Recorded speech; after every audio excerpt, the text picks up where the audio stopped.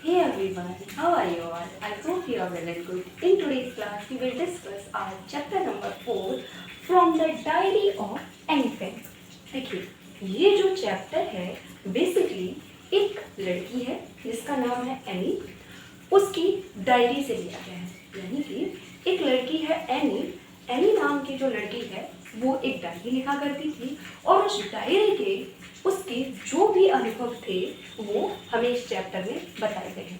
Basically ये chapter इसलिए भी ज़रूरी हो जाता है क्योंकि ये जो एनी लड़की है, इस एनी लड़की की तरह आप में से भी हो सकता है बहुत सारे बच्चे इसी की तरह हैं। सो चलिए इस डायरी को पढ़ते हैं और देखते हैं कि इसमें एनी ने क्या लिखा है। अगर इसका ओवरव्यू मैं बताऊं तो ये जो एनी लड़की है ये एक ज्यूइश गर्ल है और ये उस टाइम की बात है जब हिटलर ने पूरी तरह से अपना राज्य कर लिया था, तानाशाह बन गया था वो। और उस टाइम पर जो ज्यूइश लोगों के साथ अत्याचार होते थे, ज्यूइश लोग जो होते थे छिपते फिरते थे, उस समय की ये बात है। Alright, so first of all we will read about the author. सबसे पहले हम इसके ऑथर के बारे में पढ़ेंगे कि आखिर ये जो चैप्टर है किसने लिखा है और ऑथर जो है हमारे कौन। So this lesson is an excerpt from diary of a young girl और the diary of Anne Frank. This lesson, यह जो पाठ है, is an excerpt from, excerpt का मीनिंग होता है निकालना। बेसिकली एक्सर्प्ट का जो मीनिंग डायरेक्ट जो मीनिंग होता है निकालना, लेकिन यहाँ पर एक्सर्प्ट का मीनिंग है लेना। यानी कि ये जो चैप्टर है, ये जो पार्ट है diary of a young girl या फिर the diary of Anne Frank नाम के चैप्टर से लिया गया है।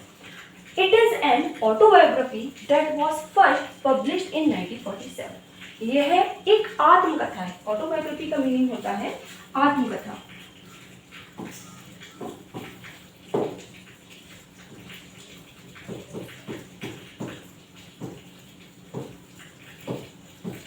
अब बेसिकली यहाँ पर हम डायरी की बात कर रहे हैं। किसी भी इंसान की डायरी में क्या लिखा होगा? सीधी सी बात है, वो अपने जीवन की चीज़ों को लिखेगा, उसकी जो फीलिंग्स हैं, उसके जो एक्सपीरियंसेस हैं, उन्हीं को तो लिखेगा। इसी वजह से यहाँ पे इस डायरी को आत्मकथा बोला गया है, ऑटोबायोग्राफी बोला गया है, क्योंकि एक डायरी के अंदर अगर कोई इंसान लिखता है तो जनरली वो अपने बारे में लिखता है। ऑलराइट, तो ये एक आत्मकथा है जो कि पहली बार 1947 में प्रकाशित हुई थी। फर्स्ट पब्लिश, फर्स्ट मीन्स पहली बार एंड पब्लिश का मीनिंग होता है प्रकाशित होना।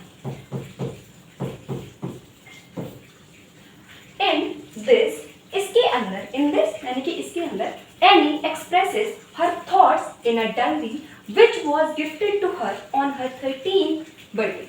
सो यहाँ पर हमें बताया गया है एनी इन दिस, इसके अंदर Anne expresses her thoughts. Any जो है इसके अंदर अपने थॉट्स को, अपने विचारों को बयां करती है या फिर अपने विचारों को बताती है। यहाँ पर एक्सप्रेस का मीनिंग होता है बताना या फिर समझाना।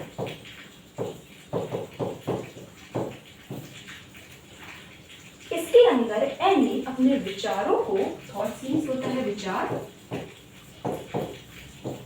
अपने विचारों को बताती है इन अ डायरी, एक डायरी में, विच ये किसके लिए यूज किया गया है? ये इस डायरी के लिए यूज किया गया है। विच का मीनिंग होता है जो वॉज गिफ्टेड टू हर, उसे तोहफे में दी गई थी। गिफ्टेड का मीनिंग क्या होता है? गिफ्टेड का मीनिंग होता है किसी को तोहफा देना, किसी को गिफ्ट देना। तो ये जो डायरी थी उसे तोहफे में दी गई थी ऑन हर 13th बर्थडे, उसके 13वें जन्मदिन पर।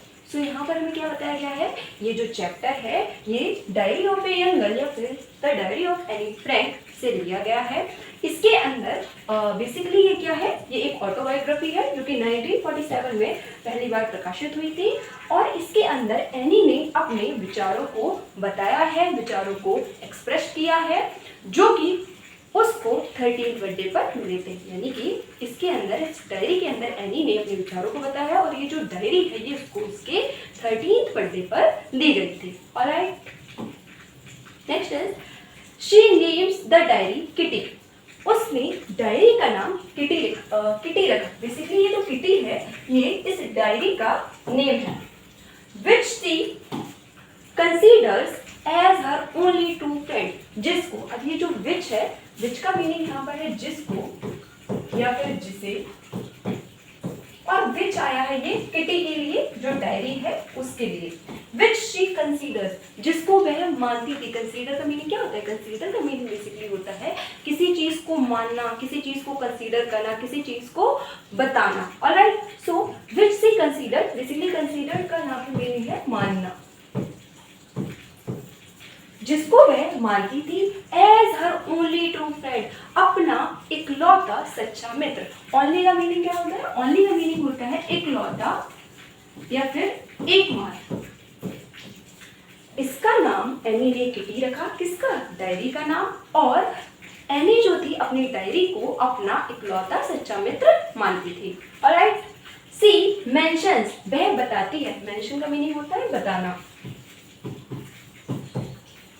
बेसिकली मेंशन का मीनिंग प्रदर्शित करना होता है, लेकिन यहाँ पर मेंशन का जो मीनिंग है वो है बताना। शी मेंशंस, वह बताती है, अबाउट हर चाइल्डहुड, अपने बचपन के बारे में। चाइल्डहुड का मीनिंग होता है बचपन। वह अपने बचपन के बारे में बताती है, हर फैमिली, अपने परिवार के बारे में बताती है, and a lot of other things that she told no one else, और ऐसी बहुत सी चीजें। A lot of other things means ऐसी बहुत सी दूसरी चीजें। लॉट ऑफ का यूज करते हैं जब हमें किसी चीज की मात्रा बतानी हो कि ये बहुत ज्यादा है। I have a lot of money, यानी कि मेरे पास बहुत ज्यादा पैसा है। सो यहाँ पर अ लॉट ऑफ का यूज हम तब करते हैं जब हमें किसी की मात्रा बतानी हो, किसी के बारे में ये बताना हो कि ये चीज बहुत ज्यादा है। There is a lot of ice creams, यहाँ पर बहुत सारी आइसक्रीम्स है। सो यहाँ पर बताया गया है कि इस डायरी के अंदर एनी अपने बचपन के बारे में बताती है, अपने परिवार के बारे में बताती है, और दूसरी चीजों के बारे में बताती है, जिसको that she told no one else, जिसको उसने किसी और को नहीं बताया था। जाहिर सी बात है, जब वो किसी और को नहीं बता रही है तो उन चीजों को अपनी डायरी के अंदर लिख रही है। ऑलराइट, सो ये था हमारा ओवरऑल ऑथर के बारे में। बेसिकली इस चैप्टर के जो ऑथर हैं वो एनी फ्रैंक है। ये एनी फ्रैंक की एक ऑटोबायोग्राफी है। इस चैप्टर के अंदर एनी फ्रैंक ने एक डायरी लिखी है और उस डायरी का नाम उन्होंने किटी दिया है। किटी को वो अपना सच्चा मित्र मानती है और उस डायरी के अंदर उन्होंने अपने थॉट्स लिखे हैं, उन्होंने अपने चाइल्डहुड के बारे में लिखा है। She talks about her family, और भी बहुत सी चीजें हैं जो किसी और को नहीं बताती थी, उन्होंने इस डायरी के अंदर लिखी है। Alright, now we will talk about the lesson. अब हम इस लेसन के बारे में देखते हैं कि इस लेसन के अंदर हमको क्या दिया गया है। इन दिस लेसन, इस पार्ट में any talks about being lonely and having no one to talk to despite being surrounded by family and around 30 people whom she called her friends. So, Annie talks about, Annie बताती है, talks यानी कि talks का meaning वैसे होता है बातें करना, लेकिन यहाँ पर talks का मीनिंग है बताना। Annie बताती है about being lonely, अकेलेपन के बारे में, and having no one to talk, और किसी के बात करने के ना होने के बारे में, यानी कि उसके पास कोई है नहीं जिससे वो बात कर सके। डेस्पाइट बीइंग, डेस्पाइट का मीनिंग होता है के बावजूद।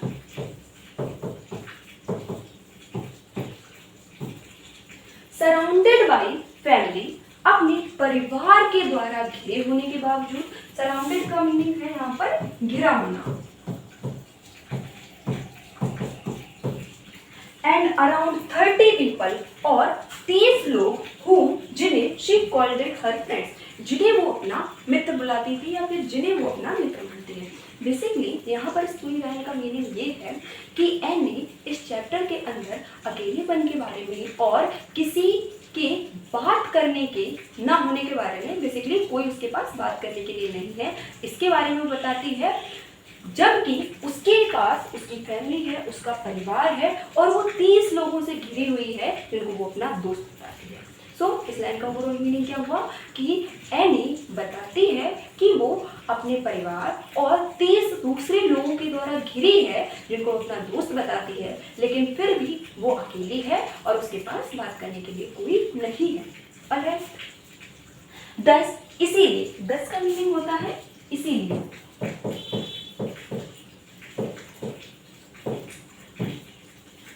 She takes the decision of writing her feelings in a diary. इसीलिए she takes the decision, वह निर्णय लेती है. Decision का मीनिंग होता है निर्णय लेना. इसीलिए वह निर्णय लेती है of writing, लिखने का, her feelings, अपनी भावनाओं को. Feelings का मीनिंग है भावनाएं.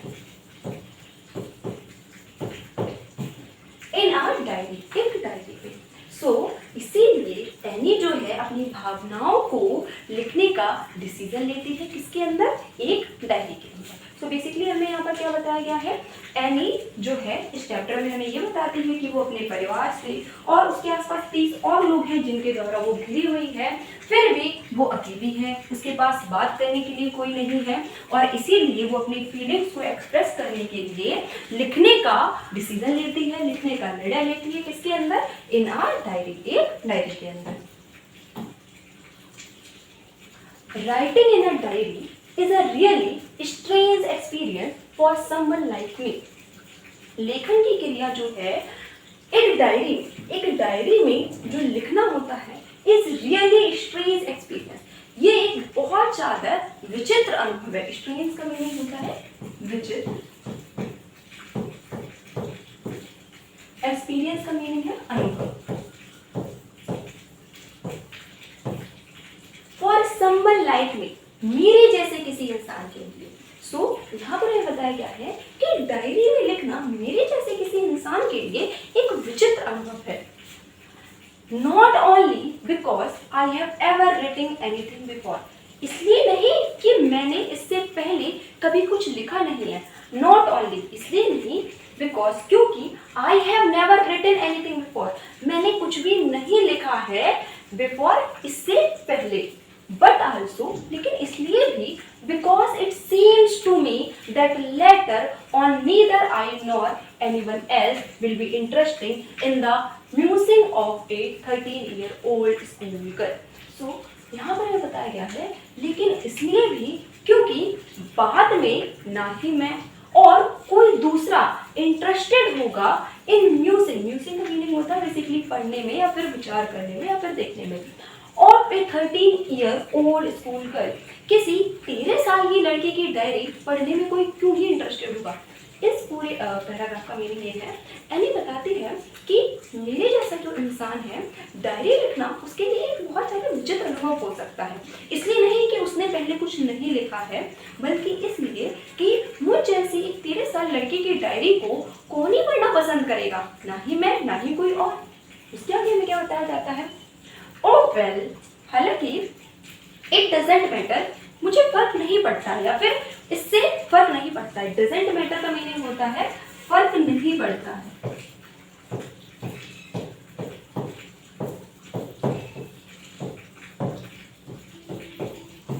अच्छा, जैसे आप हिंदी में बोलते हैं ना खैर, इससे फर्क नहीं पड़ता है, तो इंग्लिश में इसी एक्सप्रेशन को हम ओह वेल करके बोलते हैं.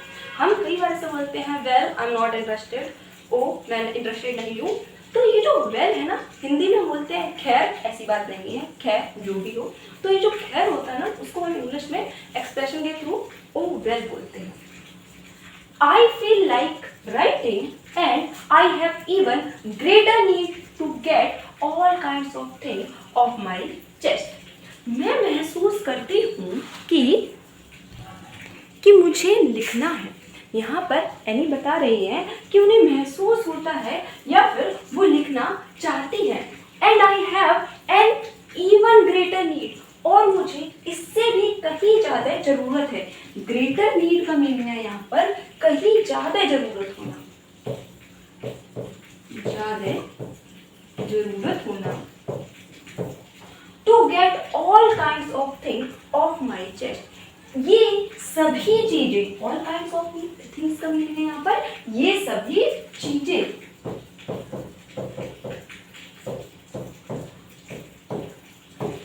Of my chest, off my chest का मीनिंग है यहाँ पर बाहर निकाल देना.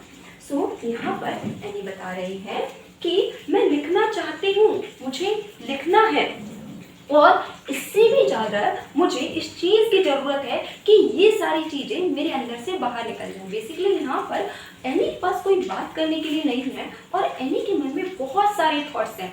और जब इंसान के मन में बहुत सारे थॉट्स हो जाते हैं ना, तो वो थोड़ा सा भारी फील करने लगता है। भारी इन द सेंस वो थोड़ा सा गंभीरता में चला जाता है, वो चीज़ों को उतने अच्छे से ऑब्जर्व नहीं कर पाता है जितने अच्छे से उसे करना चाहिए, उसका मन किसी और काम में नहीं लगता है।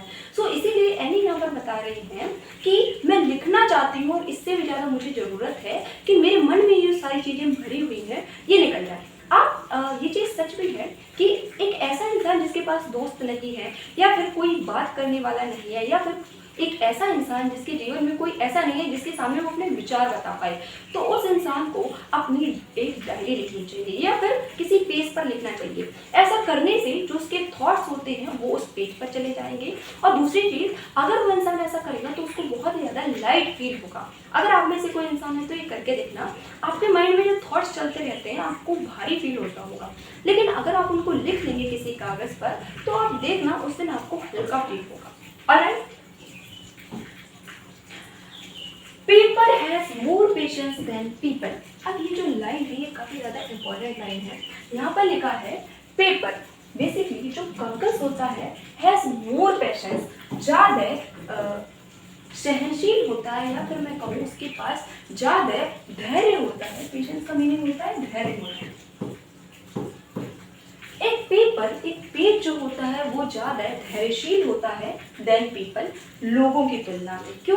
क्योंकि अगर आप किसी इंसान को जाकर अपनी बात बताएंगे, हो सकता है वो इंसान आपकी बात से ऊब जाए या फिर वो आपको रिस्पॉन्ड ना करे या फिर वो आपको अच्छी तरह से ना सुने। लेकिन एक पेपर पर जब आप लिखने बैठते हैं तो वो हमेशा आपके सामने ही रहेगा, आपकी बात को सुनने के लिए रहेगा, कभी भी ये नहीं कहेगा कि मुझे जल्दी हो रही है किसी काम की। इसी वजह से यहाँ पर ये बोला गया है कि एक पेपर जो होता है, paper has more patience than people. एक पेज के पास ज़्यादा धैर्य होता है इंसानों की तुलना में।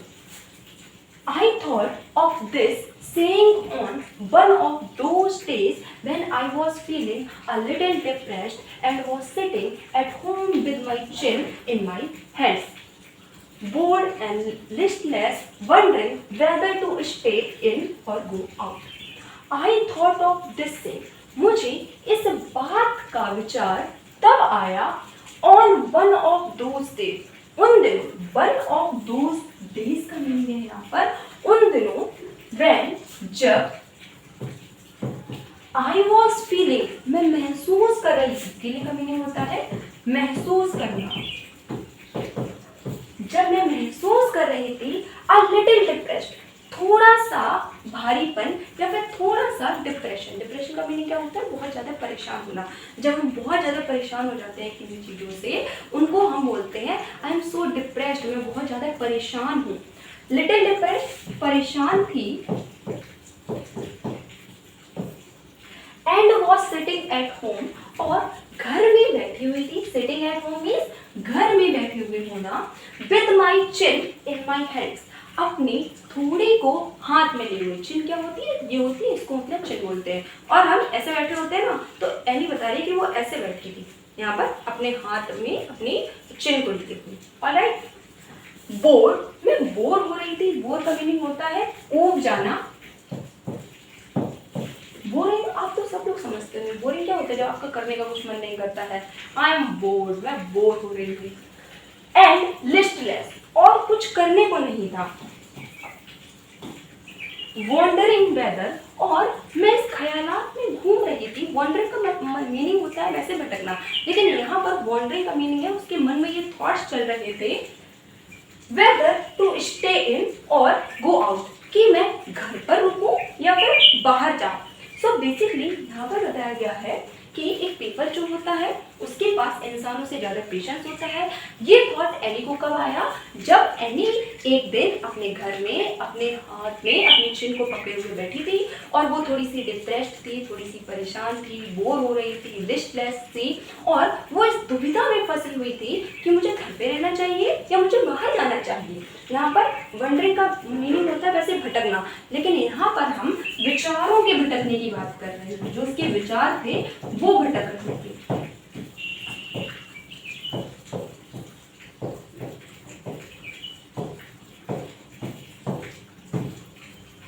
Alright. I finally stayed where I was. मैं अंततः वही रुकी जहां पर मैं थी. I finally stayed. अंततः फाइनली का मीनिंग होता है अंततः, या फिर अंत में. स्टेट का मीनिंग होता है रुकना. वेयर आई वॉज, जहां पर मैं थी. ब्रूडिंग, आई वॉज ब्रूडिंग, ये सोचते हुए. ब्रूडिंग का मीनिंग होता है सोच विचार करना, अपने मन में सोचना.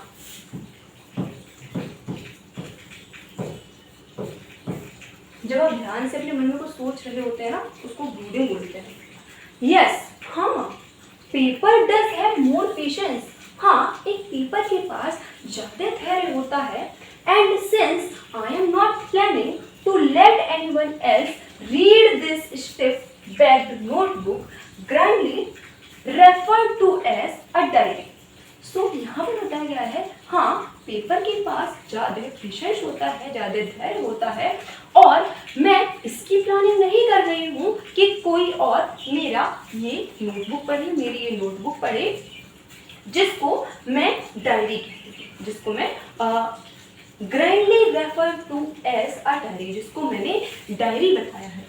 अनलेस, जब तक I should ever find a real friend, जब तक कि मैं एक अच्छा मित्र ना खोज लूं. It probably want make a bit of difference, ये शायद ही कुछ हमें डिफरेंस बताए, या फिर शायद ही इससे कुछ बदले. सो यहाँ पर हमें ये बताया जा रहा है कि एनी जो थी वो ये सोच रही थी कि मुझे घर पर रुकना चाहिए या फिर मुझे बाहर जाना चाहिए. तो उसके बाद क्या हुआ, एनी वहीं पर रुक गई जहाँ पर थी, और वो अपने मन में सोच रही थी कि हाँ, पेपर का जो धैर्य होता है वो इंसानों से ज़्यादा होता है, और वो ये प्लान कर रही थी कि उसे ने जो ये चीज़ें लिखी हैं नोटबुक पर. स्टेप बैक नोटबुक का मीनिंग होता है जो उसकी नोटबुक है, जो उसकी डायरी है, उस पर जो भी उसने लिखा है वो पढ़े. यहाँ पर पढ़ने का सेंस आएगा. वो प्लान कर रही थी पढ़ने के बारे में कि इसको लोग पढ़ें. ग्रैंडली का मीनिंग होता है शान से, जिसको लोग शान से डायरी कहते हैं. जब तक कि मुझे एक अच्छा मित्र नहीं मिलता है, और इससे शायद ही कुछ फर्क पड़ेगा. Alright, next is now. अब I am back to the point that prompted me to keep a diary in the first place. I don't have a friend. Now, अब I am back to the point. अब मैं दोबारा उस point पर आती हूँ, उस बिंदु पर आती हूँ, या फिर उस बात पर आती हूँ. बैक यानी कि वापस आना. अब मैं वापस उस बात पर आती हूँ दैट प्रॉम्प्ट मी, जिसने मुझे उकसाया या फिर जिसने मुझे मजबूर किया टू कीप अ डायरी, एक डायरी रखने के लिए. इन द फर्स्ट प्लेस, पहले स्थान पर. I don't have a friend, मेरे पास कोई मित्र नहीं था. Let me put it more clearly, मैं और अच्छी तरह बता दूं. Since no one will believe that a 13-year-old girl is completely alone in the world. मैं अच्छी तरह से ये बता दूं, let me put it more clearly, मैं इसे और अच्छी तरह से बता दूं. सिंस कि नो वन विल बिलीव, कि कोई भी विश्वास नहीं करेगा. बिलीव का मीनिंग होता है विश्वास करना. कोई भी विश्वास नहीं करेगा दैट कि अ 13-year-old गर्ल, एक 13 साल की लड़की, इज कंप्लीटली अलोन, पूरी तरह से अकेली है. इन दिस वर्ल्ड, इस संसार में. कंप्लीटली मीन्स पूरी तरह से, अलोन मीन्स अकेली. एक 13 साल की लड़की इस संसार में पूरी तरह से अकेली है, इस पर कोई भी बिलीव नहीं करेगा. एंड आई एम नॉट, और मैं भी नहीं. आई हैव लविंग पेरेंट्स, मेरे पास प्रेम करने वाले माता पिता हैं. एंड अ 16-year-old सिस्टर, और 16 साल की एक बहन है. And there are about 30 people, और 30 लोग हैं. आई कैन कॉल फ्रेंड्स, जिन्हें मैं मित्र बुला सकती हूँ. आई हैव अ फैमिली, मेरे पास एक परिवार है. लविंग आंट्स, प्रेम करने वाली चाचियाँ हैं. एंड अ गुड होम, और एक अच्छा घर है. No on the surface I seem to have everything except my one true friend. No on the surface. अगर ऊपर से देखा जाए तो ऐसा मालूम होता है कि मेरे पास तो सब कुछ है except my one true friend, केवल एक सच्चे मित्र के अलावा। एक्सेप्ट का मीनिंग हम यूज करते हैं जब हमें के अलावा बताना हो। Alright, I have blue top except red and green top. मेरे पास ब्लू टॉप भी है रेड और ग्रीन टॉप के अलावा। तो यहाँ पर एक्सेप्ट का मीनिंग है के अलावा। सो इस पैराग्राफ में एनी बता रहे हैं कि मैं क्लियरली ये बता दूं कि एक 13 साल की लड़की इस दुनिया में पूरी तरह से अकेली हो सकती है, इस पर भरोसा करना थोड़ा सा मुश्किल हो सकता है। और एनी खुद भी इस चीज़ पे भरोसा नहीं करती है, क्योंकि एनी के पास क्या है, एक अच्छा परिवार है, उसके पास प्रेम करने वाले माता पिता हैं, उसकी एक 16 साल की बहन है, वो आसपास 30 लोगों से घिरी हुई है जिनको वो अपना दोस्त बोल सकती है। लेकिन फिर भी उसके पास एक चीज़ की कमी है, और वो कमी क्या है, एक सच्चा मित्र। अगर ऊपरी से देखा जाए, ऊपर हम देखें, सरफेस से देखें, तो ऐसा लगेगा कि इसके पास तो सब कुछ है, लेकिन एनी के पास क्या नहीं है, एनी के पास एक सच्चा मित्र नहीं। Alright, all I think about when I am with friends is having a good time. मैं जब भी सोचती हूँ कि जब मैं अपने दोस्तों के साथ होती हूँ तो मेरा समय अच्छा बीतता है। ऑल आई थिंक अबाउट, मैं जब भी अपने दोस्तों के साथ होती हूँ तब भी मेरा जो समय होता है वो बहुत अच्छा जाता है। I can't bring myself to talk about anything but ordinary everyday things. मैं अपने आप को नहीं रोक पाती हूँ बात करने से कुछ भी, लेकिन जो बातें होती हैं हमारी वो क्या होती हैं, ऑर्डिनरी एवरीडे थिंग्स, जो साधारण रोजमर्रा की बातें होती हैं वही बातें की जाती हैं। I can't bring myself to talk, मैं नहीं रोक पाती हूँ अपनी सेल्फ को, यानी कि खुद को बात करने से कुछ भी, लेकिन जो मैं बातें करती हूँ वो हमारी रोजमर्रा की बातें होती हैं। और नहीं का मीनिंग होता है सामान या फिर रोजमर्रा की चीजें, एवरीडे थिंग्स, रोज की चीजें। We don't seem to be able to get any closer and that's the problem. हमें अभी तक नहीं मिलता है, हम इस लायक नहीं हो पाए हैं कि अभी हमें कोई भी क्लोजर मिल जाए, और यही प्रॉब्लम है। बेसिकली यहाँ पर जो क्लोजर का मीनिंग है वो कुछ इस तरह से, वो ये है कि लोग जो है एक दूसरे के पास तो आते हैं लेकिन वो अपनी चीज़ें नहीं बता पाते हैं। लोग जो हैं एक दूसरे के साथ हैं, एक दूसरे के पास हैं, लेकिन फिर भी वो क्या कर रहे हैं, वो उतने कंफर्टेबल नहीं है, वो अपनी चीज़ें नहीं बता पा रहे हैं। आगे देखते हैं, may be it's my fault, हो सकता है कि ये मेरा दोस्त हो। मे बी का मीनिंग होता है शायद, it's my fault, my fault का मीनिंग होता है दोष होना, शायद ये मेरा दोष है। दैट कि we don't confine in each other, confine का मीनिंग होता है हम एक दूसरे से मिल नहीं पाते हैं, हम एक दूसरे को अपने भेद नहीं बता पाते हैं।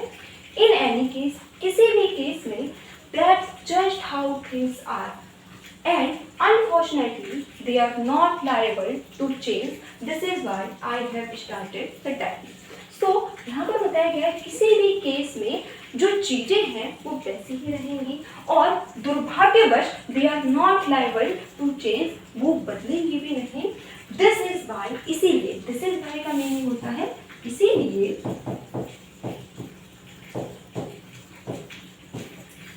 आई हैव स्टार्टेड द डायरी, मैंने डायरी लिखना शुरू किया। देखिए यहाँ पर जो पूरा पैराग्राफ है इसका मीनिंग कुछ इस तरह से है कि पहले अम्मी ने बताया कि इस चीज़ पर कोई भरोसा नहीं करेगा कि 13 साल की लड़की अकेली हो सकती है, और एनी भी इस बात पर भरोसा नहीं करती थी, वो सोचती थी मैं हूँ भी नहीं क्योंकि मेरे पास बहुत सारे लोग हैं।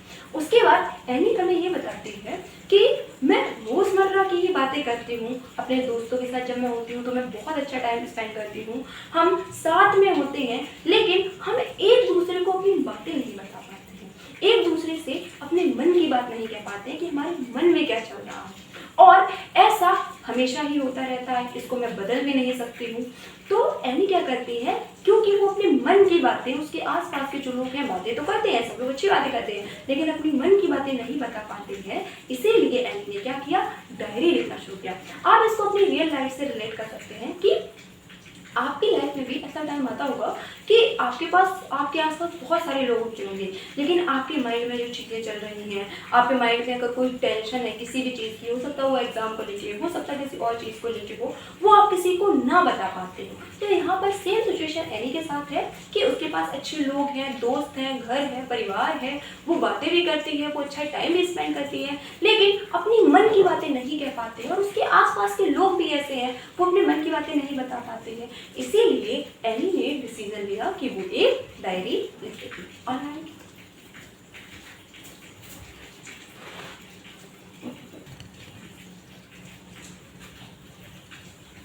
नेक्स्ट इज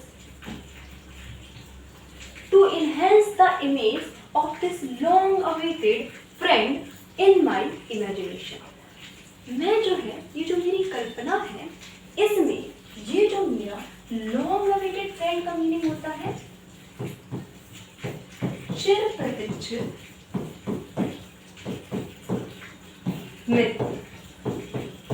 अब लॉन्ग अवेटेड फ्रेंड, इसका हिंदी मीनिंग तो हो गया चिर प्रतीक्षित मित्र, लेकिन इसका मीनिंग जो है, अगर मैं सिंपल वर्ड्स में बताऊं तो वो ये है कि एक ऐसा इंसान जो आपका इंतजार कर सके, यानी कि आप जैसे अपनी बातें बताओ और वो थोड़ा सा पेशेंस वाला हो, वो अपनी बातें सुन सके। क्योंकि हमें यहाँ पर बताया गया है कि एक पीपल के पास एक इंसान से ज़्यादा पेशेंस होता है। इसी वजह से जो एनी फ्रैंक है अपनी इस डायरी को लॉन्ग अवेटेड फ्रेंड बोल रही है। क्यों? क्योंकि उसे किसी चीज़ की जल्दी नहीं है। एनी उससे कुछ भी कहेगी, कुछ भी लिखेगी तो वो शांति से उनकी बात को सुनेगा।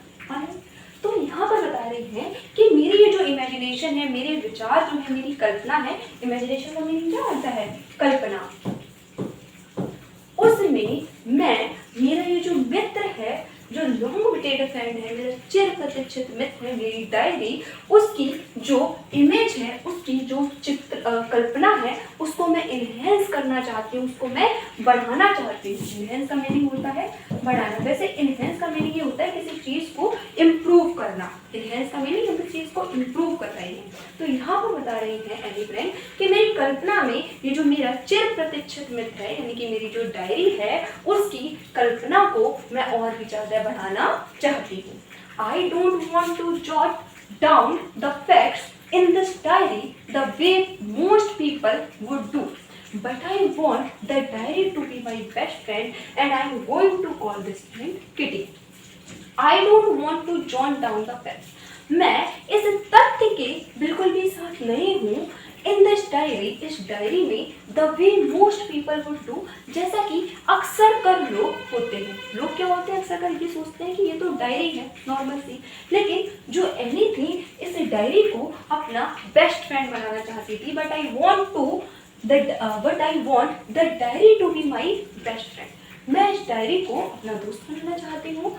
And I'm going to call, और मैं इसे बुलाने जा रही हूँ क्या?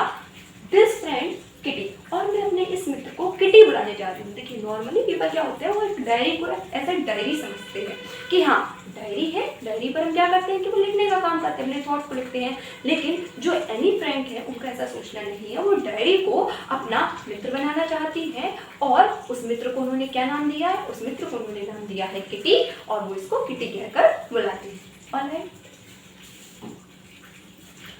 since no one would understand a word of my stories to Kitty if I were to plunge right in।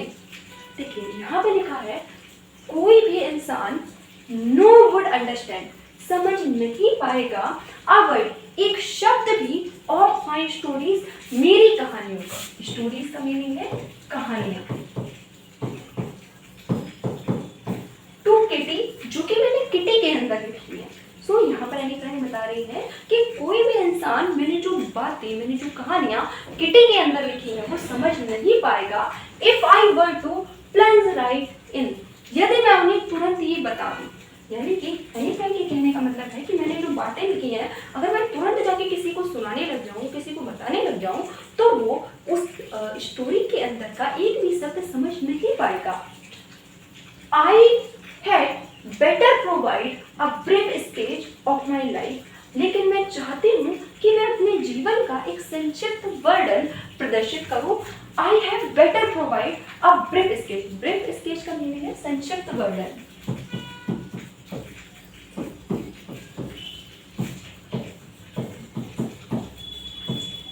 Of my life, मेरे जीवन का, much as I dislike doing so, और इससे भी ज़्यादा कि मुझे क्या नहीं पसंद है करना। और है तो यहाँ पर एनी फ्रेंड बता रही हैं कि लोगों के लिए हो सकता हो एक डायरी एक आम चीज़ होती हो, लेकिन मेरे लिए जो मेरी डायरी है, मैं चाहती हूँ वो मेरी बेस्ट फ्रेंड बन जाए और इस बेस्ट फ्रेंड को मैं किटी बुलाऊँ। इसके अलावा जो एनी फ्रेंड हैं वो ये भी बताती हैं कि मेरी डायरी के अंदर जो कहानियाँ लिखी हुई हैं, अगर मैं किसी को तुरंत बताना चाहूँ, प्लंज राइट इनका मीनिंग होता है किसी चीज़ को तुरंत बताना, किसी को तुरंत बताना चाहूँ तो भी उसे कोई भी शब्द समझ में नहीं आएगा। और मैं ये भी ना चाहते हुए भी चाहती हूँ कि मेरा जो जीवन है उसका एक संक्षिप्त वर्णन मैं प्रदर्शित कर सकूं। As much I dislike doing so, इसका मीनिंग है ना चाहते हुए भी मैं ये चाहती हूँ कि मेरे जीवन का एक संक्षिप्त वर्णन मैं प्रस्तुत कर सकूं।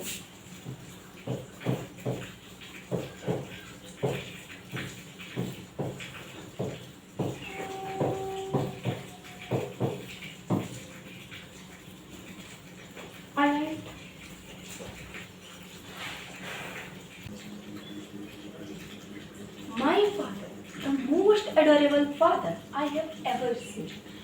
My father, मेरे पिता, the most adorable father, यहाँ पर जो adorable है इसका जो मीनिंग है वो है पूजनीय।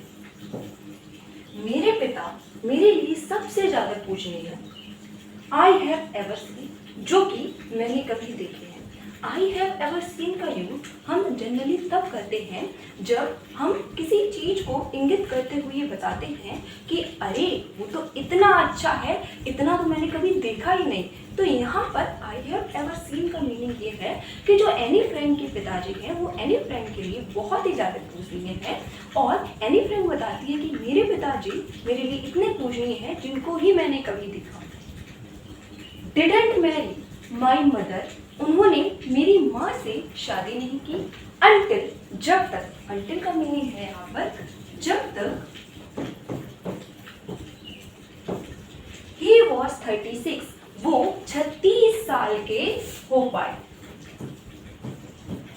एंड शी वॉज 25, और वो 25 साल की। ये जो शी है ये एनी ने अपनी मॉम के लिए, और जो फादर हैं उनके लिए तो उन्होंने स्टार्टिंग में बताया है। तो यहाँ पर एनी बता रही है मेरे पिताजी जो मेरे लिए सबसे पूजनीय हैं, या फिर मेरे पूजनीय पिताजी जिन्होंने मेरी माँ से शादी नहीं की जब तक वो 36 वर्ष की ना हो गए और मेरी माँ 25 वर्ष की। ऑलराइट। माई सिस्टर, मेरी बहन मार्गरेट, यहाँ पे जो मार्गरेट है ये जो एनी है उनकी सिस्टर का नाम है।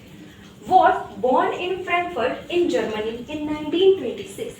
मेरी बहन मार्गरेट का जन्म जर्मनी के फ्रैंकफर्ट में 1926 को हुआ था। ये जो फ्रैंकफर्ट है ये जर्मनी में बेसिकली एक प्लेस का नेम है।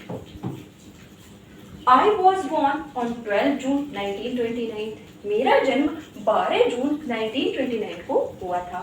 I lived in Frankfurt until I was 4. I lived in Frankfurt. मैं फ्रैंकफर्ट में रही until I was 4, जब तक कि मैं 4 साल की ना हो गई।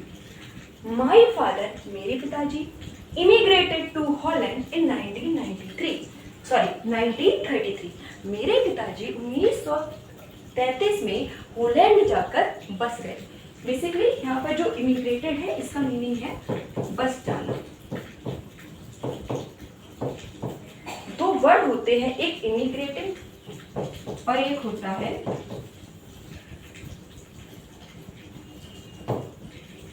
इमिग्रेट या फिर इमिग्रेटेड। एक की जो स्पेलिंग है वो ई से स्टार्ट है, एक की जो स्पेलिंग है वो आई से स्टार्ट है। सो बेसिकली इन दोनों वर्ड्स में जो डिफरेंस है वो ये है, जब भी कोई इंसान अपने देश से किसी दूसरे देश में जाता है तो हम उसे एमिग्रेटेड बोलते हैं, लेकिन जब कोई इंसान दूसरी कंट्री से हमारी कंट्री में आता है तो हम उसे इमिग्रेटेड बोलते हैं। Immigrated and emigrated. Alright. So Amy यहाँ पर बता रही जी 1933 में पोलैंड में जाकर बस गए थे। जब हमारी कंट्री से कोई दूसरी कंट्री में जाता है तो वहाँ पर हम एमिग्रेटेड का यूज़ करते हैं। जब दूसरी कंट्री से कोई हमारी कंट्री में आता है वहाँ पर हम इमिग्रेटेड का यूज़ करते हैं। ऑलराइट, माई मदर, मेरी माँ, एडिथ हॉलैंडर फ्रैंक, ये जो एडिथ हॉलैंडर फ्रैंक है ये इनकी मॉम का नेम है। Went with him to Holland in September, उनके साथ हॉलैंड गई कब? इन सितंबर में। While Margaret and I were sent to Aachen to stay with our grandmother, जबकि मुझे और मेरी बहन मार्गरेट को कहाँ भेज दिया गया? आचेन में भेज दिया गया हमारी दादी माँ के साथ रहने के लिए। To stay with our grandmother का मीनिंग है यहाँ पर हमारी दादी माँ के साथ रहने के लिए। स्टे का मीनिंग है रहना। Margaret went to Holland in December, Margaret दिसंबर में हॉलैंड चली गई। एंड आई फॉलोड इन फरवरी, और मैं उसके पीछे पीछे फरवरी में चली गई। जब भी फॉलोड का यूज करते हैं आपने एक वर्ड सुना होगा पीछा करना, फॉलो मी। तो यहाँ पर बताया जा रहा है जो एनी फ्रैंक की सिस्टर है वो पहले गई मार्गरेट और उनके पीछे पीछे जो एनी है वो भी हॉलैंड चली गई। हॉलैंड बेसिकली कंट्री का नेम है।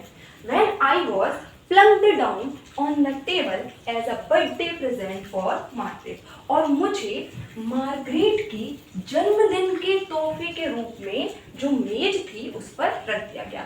I was plunked down का मीनिंग यहाँ पर है उठाकर एनी फ्रैंक को टेबल पर रख देना। ऑन द टेबल का मीनिंग है टेबल पर।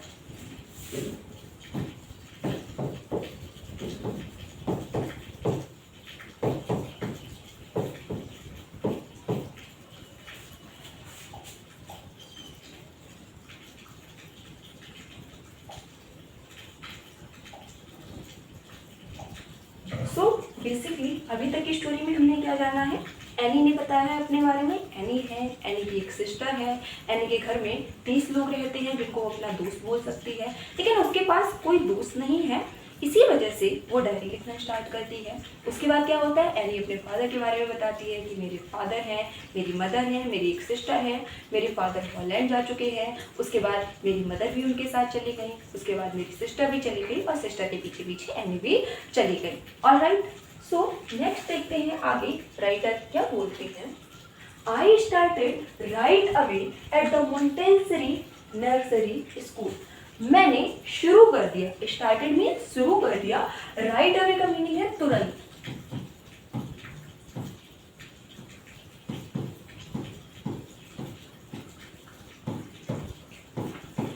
मैंने तुरंत शुरू कर दिया at the Montessori nursery school, जो मोंटेसरी नर्सरी स्कूल था उसमें जाना।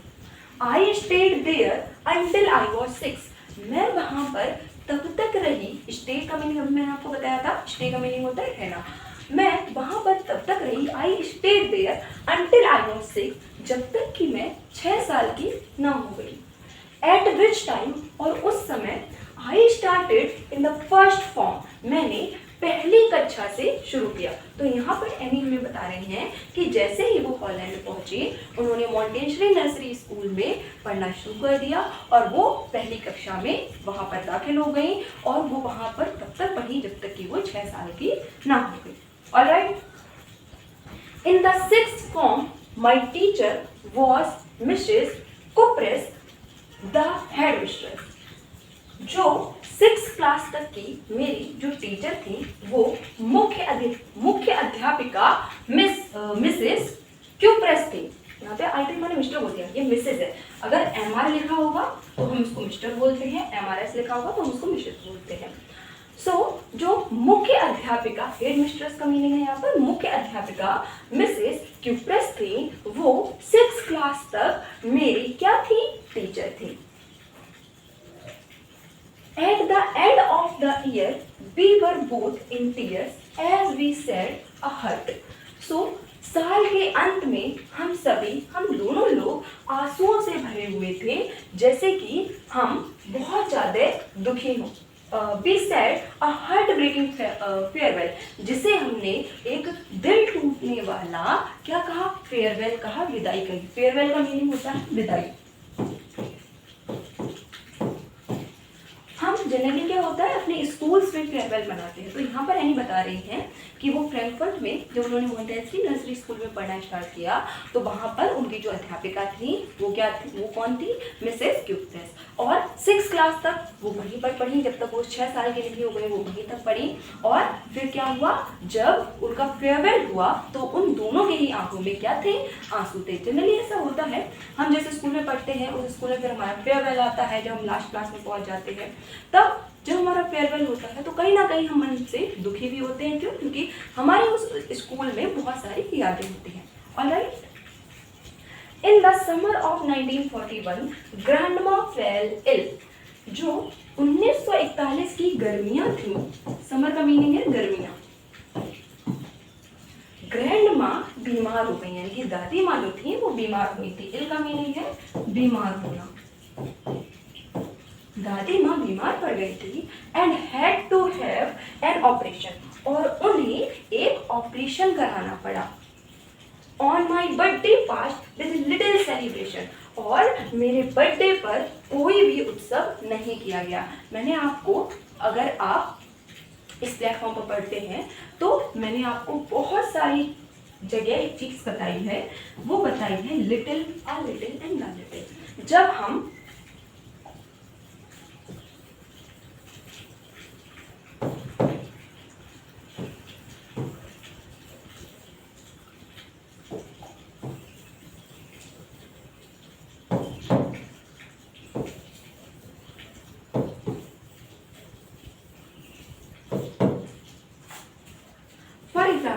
एक ग्लास में पानी है और आपने इस पानी को पूरी तरह से फेंक दिया है, तो क्या ग्लास पूरी तरह से खाली हो गया है? नहीं, ग्लास में अभी भी 1-2 बूंदें पानी की होंगी, उन्हीं को ही हम बोलते हैं लिटिल। अगर गिलास जो है आधे से थोड़ा कम भरा हुआ है, 50% है या आधा भरा हुआ है, तो हम उसको बोलते हैं अ लिटिल। और गिलास जब 90% भरा होता है तो हम उसको बोलते हैं अ द लिटिल। लिटिल का मीनिंग होता है ना के बराबर, यानी कि बिल्कुल भी नहीं। अ लिटिल का मीनिंग होता है थोड़ा सा, एंड द लिटिल का मीनिंग होता है आधे से ज्यादा या फिर समथिंग समथिंग पूरा। तो यहाँ पर लिखा जो है so my birthday passed with little celebration, इसका मतलब ये नहीं है कि मेरे बर्थडे पर थोड़ा सेलिब्रेशन हुआ, इसका मीनिंग है मेरे बर्थडे पर सेलिब्रेशन हुआ ही नहीं। Alright, next is grandma died in January 1942। जो दादी माँ थी वो 1942 को उनकी मृत्यु हो गई, या फिर दादी माँ का निधन 1942 में हो गया। No one knows how often I think of her and still love her. No one knows, कोई भी नहीं जानता है how often, कितनी बार, I think of her, मैंने उनके बारे में सोचा है। think का मीनिंग बेसिकली यहाँ पर है सोचना, क्योंकि अब एनी की ग्रैंड मदर जो है, एनी की ग्रैंड माँ है, उनका निधन हो गया है और वो उनके साथ नहीं है, इसी वजह से एनी को बार बार उनकी याद आती है। और उसके बाद क्या लिखा है, एंड स्टिल लव हर, और मैं उन्हें अभी भी प्रेम करती हूँ। स्टिल का मीनिंग है यहाँ पर अभी भी या फिर भी। सो एनी की जो ग्रैंड मदर थी, ग्रैंड माँ थी, उनका निधन जनवरी 1942 में हो गया था। लेकिन एनी बताते हैं कि कोई भी नहीं जानता है कि मैंने उनके बारे में कितनी बार सोचा है और मैं अभी भी उनसे कितना प्रेम करती हूँ। This birthday celebration in 1942 was intended to make up for the other। ये जो बर्थडे का सेलिब्रेशन था 1942 में, वो एक क्या था, मेकअप फॉर द अदर, दूसरे की क्षतिपूर्ति करने के लिए। इंटेंडेड मीन्स एक क्या हम बोलते हैं, एक हमारा जरिया था, एक हमने कार्य किया ताकि जो ऐसा था। यहाँ पे देखिए, एनी की ग्रैंड मदर जिस साल बीमार थी उस साल एनी के बर्थडे पर कोई सेलिब्रेशन नहीं किया गया, लेकिन इस साल अब ग्रैंड मदर दुनिया में है नहीं, लेकिन जब उसका बर्थडे आया तो सेलिब्रेट किया गया। सेलिब्रेट वो इस तरह से किया गया ताकि हम कंपनसेट कर दें कि तुम्हारा पिछले बार बर्थडे नहीं मनाया गया था, तो हम कंपनसेट कर रहे हैं, इस बार तुम्हारा बर्थडे अच्छे से मना लेंगे। तो यहाँ पर वही चीज़ लिखी हुई है कि ये जो 1942 में बर्थडे का जो उत्सव था, मेरे जन्मदिन का उत्सव था, वो दूसरे की भरपाई को, दूसरे की क्षतिपूर्ति को, दूसरे की क्षतिपूर्ति करने का एक जरिया था। And grandma's candle was lit along with the rest. और ग्रैंड माँ की जो मोमबत्तियाँ थी उन्हें किनके साथ, जो बची हुई मोमबत्तियाँ थी उनके साथ जलाया गया। अलॉन्ग विद का मीनिंग है यहाँ पर के साथ होना। आई या फिर ऐसे नहीं बोलते, अगर हम बोले सूरज अलॉन्ग विद हिज फादर, तो सूरज और अपने पिता के साथ। The four of us are still doing well. हम चारों अभी भी बहुत स्वस्थ हैं, बहुत अच्छे हैं। Doing well का मीनिंग यहाँ पर होता है स्वस्थ होना, अच्छे होना। कौन चार लोग? सबसे पहले एनी, एनी के फादर, एनी की मदर और एनी की sister. And that brings me to the present date of 20 June 1942। और ये जो है ये मुझे ले आया है आज के दिन पर, और आज डेट क्या हो रही है 20 June 1942 and the Solomon dedication of my diary. और ये जो मेरा समर्पण है, मेरा गंभीर समर्पण है, यहाँ पर डेडिकेशन का मीनिंग है समर्पण और सोलमन का मीनिंग है गंभीर।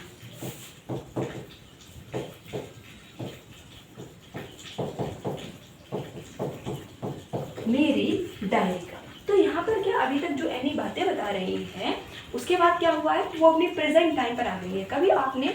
आप कभी ट्राई कीजिएगा अपनी खुद की डायरी लिखने का। तो सबसे पहले आप क्या स्टार्ट करेंगे, आप अपने बचपन की चीज़ें लिखेंगे, जो भी आपको याद है, आपका जन्म कैसे हुआ, आप कहाँ पर पढ़े लिखे, आपने फर्स्ट स्टेप रखा था तो क्या हुआ था, आप पहली बार कहाँ घूमने गए, आपको पहली बार किसी चीज़ का मीनिंग पता चला तब क्या हुआ, आपको पहली बार पता चला कि इस दुनिया में मोबाइल जैसी भी चीज़ होती है, इस दुनिया में दोस्त भी होते हैं, इस दुनिया में मार भी पीटा जाता है जब हम कोई गलती कर देते हैं। तो जब ये लिखते लिखते लिखते लिखते आप सारी चीज़ें लिख लोगे तो इस टाइम पर ऐसा आएगा कि आप प्रेजेंट डे में आ जाओगे। तो यहाँ पर वही बताया गया कि एनी जो है हमें अपने बारे में बता रही है, और ये बताते बताते आज वो प्रेजेंट के टाइम पर आ गई है। और आज उन्होंने डेट बताई है कितनी है 20 जून 1942। बेसिकली ये डायरी जो है 1942 में लिखी गई थी, इस वजह से वहाँ की डेट का जिक्र किया गया है। Alright, our entire class is quaking. अब जो है एनी आगे की बात बता रही है कि क्या क्या हुआ। वहाँ तक उन्होंने पहले दिन लिखा था जिस दिन की उन्होंने बात की, यानी कि आज वो दिन है जिसकी बात कर रही हैं, अभी अगले दिन से वो लिखना स्टार्ट कर रही हैं। Our entire class is quaking. Quaking का मीनिंग होता है बेसिकली कांपना,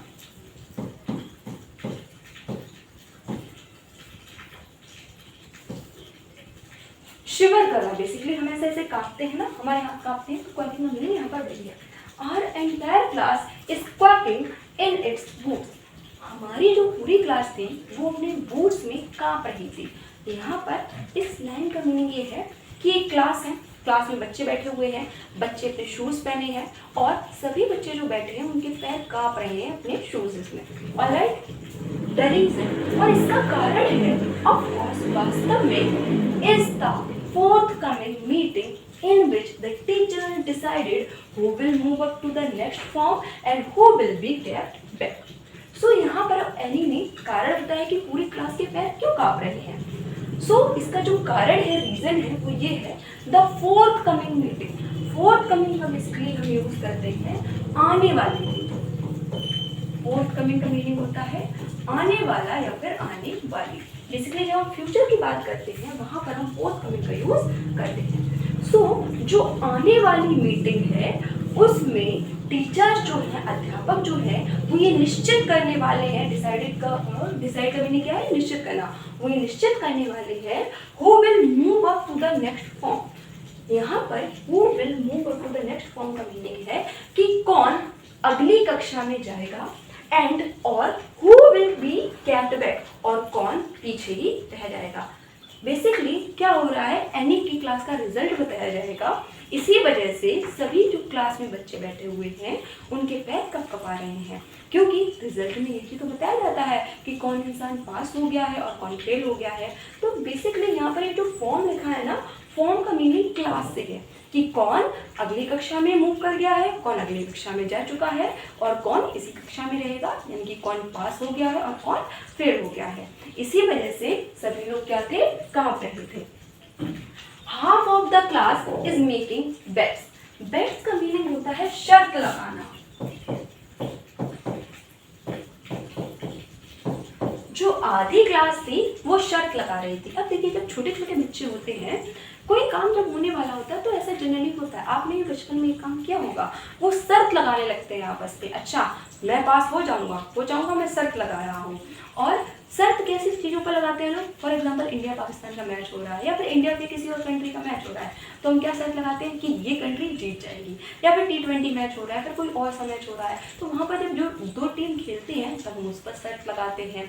हम इस पर भी शर्त लगा लेते हैं कभी कभी, आज बारिश होगी या नहीं होगी। हम इस पर भी शर्त लगाते हैं कभी कभी कि पापा आज मेरी मनपसंद की चीज़ लाएंगे या नहीं लाएंगे। ऐसा जनरली आप अपने भाई बहनों के साथ करते हैं, ऐसा जनरली आप अपने दोस्तों के साथ करते हैं। तो यहाँ पर एनी वही बता रही है कि पूरी क्लास कांप रही है और आधी क्लास क्या कर रही है, एक दूसरे से शर्त लगा रही है कि कौन पास होगा और कौन फेल हो जाएगा।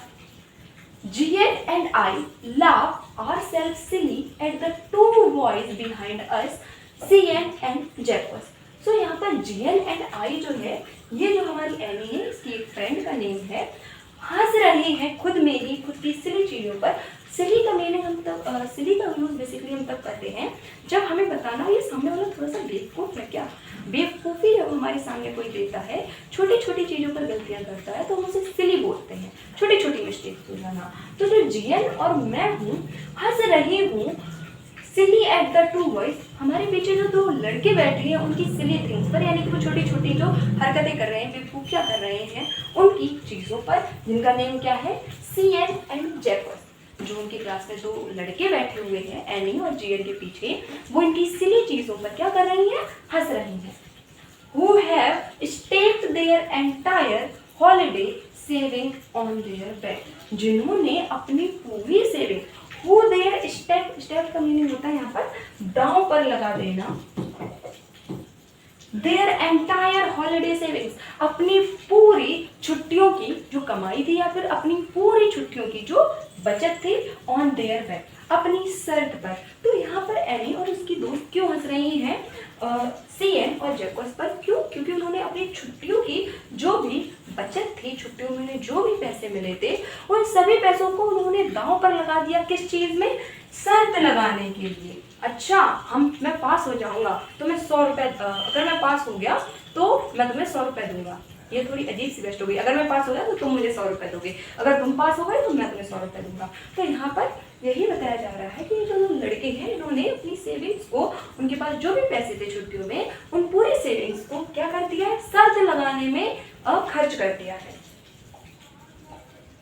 Next is from morning to night, सुबह से लेके रात तक, it's you are going to pass, हाँ तुम पास हो गए हो, नो आई एम नॉट, नहीं मैं नहीं, यस यू आर, हाँ तुम, नो आई एम नॉट, नहीं मैं नहीं।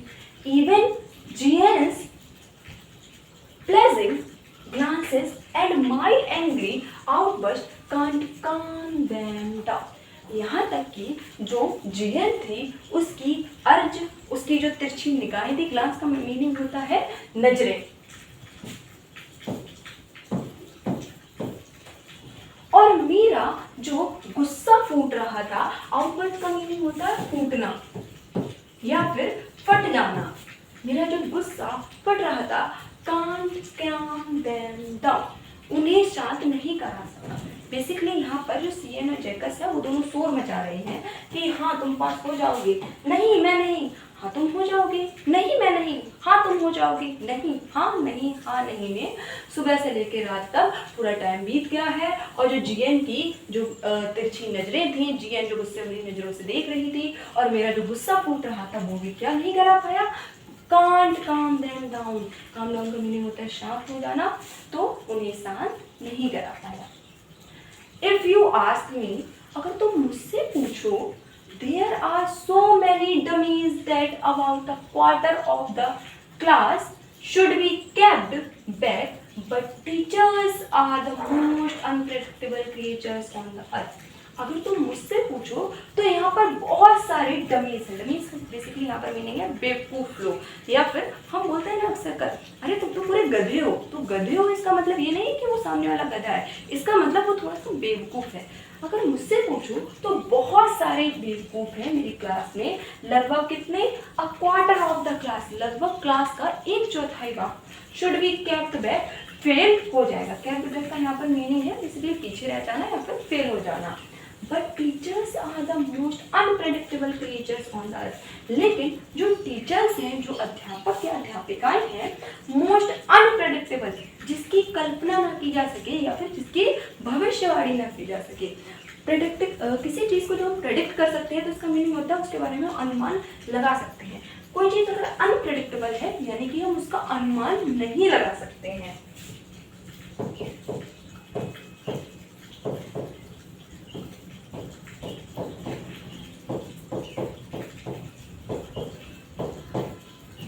जो टीचर्स हैं, जो अध्यापक हैं, वो पृथ्वी पर ऐसे क्रिएचर्स हैं, ऐसे प्राणी हैं जिनका अनुमान नहीं लगाया जा सकता है। सो बेसिकली अभी तक हमें क्या बातें पता चली हैं?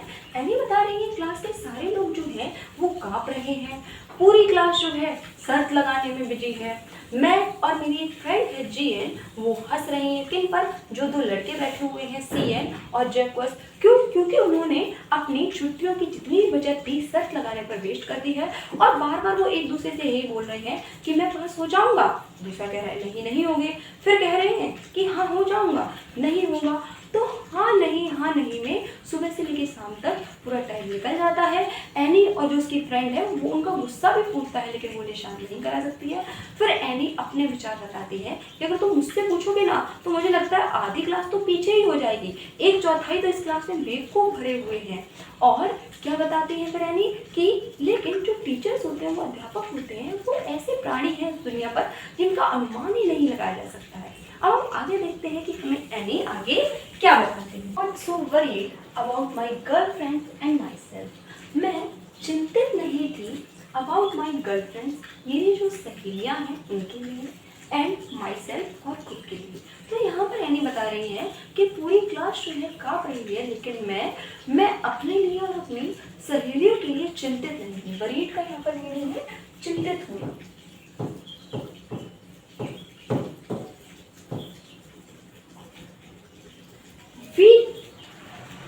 We will make it, हम पास हो जाएंगे। We will make it का मीनिंग होता है हमने कर लिया, हम सफल हो गए।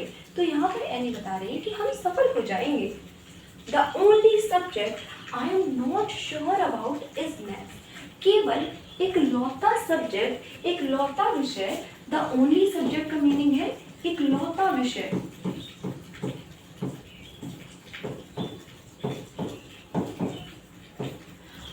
श्योर जिसके बारे में मैं निश्चित नहीं हूँ, वो क्या है? वो है मैथ्स। कितने ऐसे बच्चे जिनको मैथ्स से डर लगता है? बहुत सारे बच्चे होते हैं जिनको मैथ्स से डर लगता है। तो यहाँ पर एनी भी उनमें से एक है। एनी बता रही है कि मुझे अपनी सहेलियों और मुझे लेकर कोई भी चिंता नहीं है, हम लोग पास हो जाएंगे। केवल एकमात्र सब्जेक्ट, एक लौता विषय एक ऐसा है जिसमें हमें चिंता हो रही है, वो कौन सा है? वो है मैथ्स। एनीवे, फिर भी, एनी का मीनिंग है यहाँ पर फिर भी।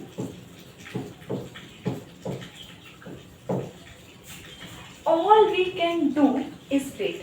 हम सभी केवल क्या कर सकते हैं? इंतजार। वेट का मीनिंग है यहाँ पर इंतजार।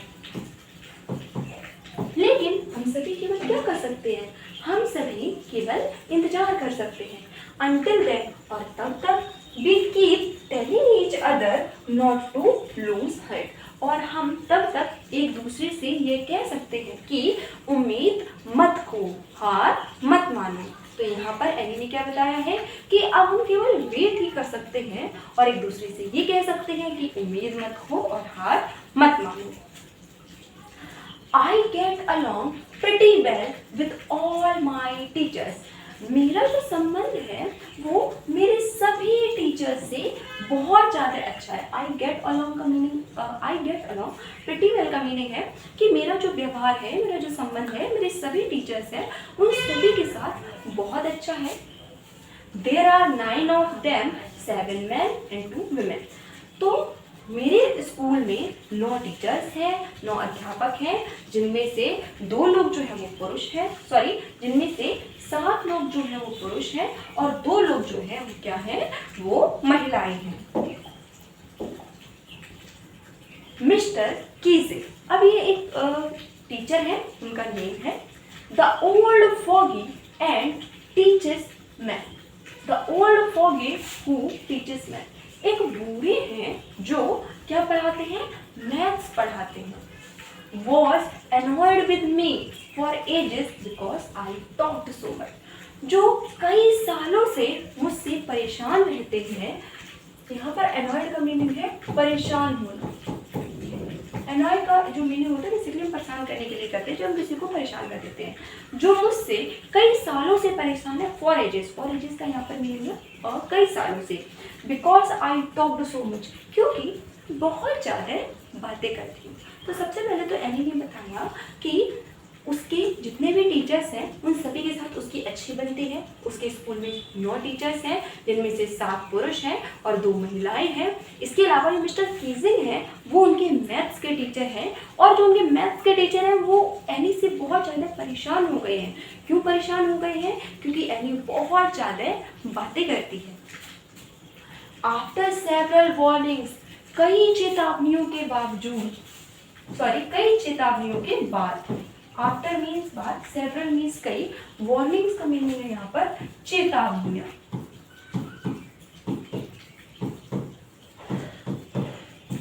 कई चेतावनियों के बाद ही असाइन्ड मी एक्स्ट्रा होमवर्क, उन्होंने मुझे अतिरिक्त गृह कार्य दे दिया। एक्स्ट्रा का मीनिंग है अतिरिक्त, होमवर्क का मीनिंग है गृह कार्य, एंड असाइन्ड का मीनिंग है देना। बेसिकली देने के लिए हम गिव का यूज़ करते हैं, लेकिन जब हमारे टीचर हमें होमवर्क देते हैं तो उसके लिए बेसिकली हम असाइन का यूज़ करते हैं। जब हमें कोई प्रोजेक्ट दिया जाता है, हम जब किसी कंपनी में काम करते हैं तो हम उसके लिए असाइन का यूज़ करते हैं। और रिजाइन क्या होता है? दूर हट जाना, इस्तीफा दे देना। असाइन्ड मतलब कोई काम हमें सौंप दिया गया है, और रिजाइन मतलब हमने उससे इस्तीफा दे दिया है। इसी से ये असाइन और रिजाइन बने हैं। ऑलराइट, एन ऐसे on the subject a chatter box, और उन्होंने अतिरिक्त होमवर्क के रूप में उसे क्या दिया है? एन ऐसे, एक निबंध लिखने को दिया है जिसका सब्जेक्ट क्या है? ए चैटर बॉक्स, एक बातूनी। वैसे चैटर का मीनिंग होता है एक ऐसा इंसान जो बहुत ज़्यादा बातें करता है, तो चैटर बॉक्स एक ऐसा इंसान जो बहुत ज़्यादा बातें करता हो, बहुत ज़्यादा बातूनी हो। तो एनी के जो टीचर है मिस्टर कीजिंग, उन्होंने क्या किया है? एनी क्योंकि बहुत ज़्यादा बातें करती है, इसी वजह से एनी को एक्स्ट्रा होमवर्क दे दिया है। और उस एक्स्ट्रा होमवर्क में उन्होंने एनी से एक ऐसे लिखवाया है, एक निबंध लिखवाया, और निबंध का जो सब्जेक्ट था वो क्या था? ए चैटर बॉक्स, एक बातूनी। और चैटर बॉक्स एक बातूनी, What can you write about that? तुम इसके बारे में क्या लिख सकते हो? I had worried about that. Later I decided. मैं ये सोच कर चिंतित हो रही थी, लेकिन बाद में, लेटर का मीनिंग है यहाँ पर बाद में, लेकिन बाद में मैंने निश्चय किया।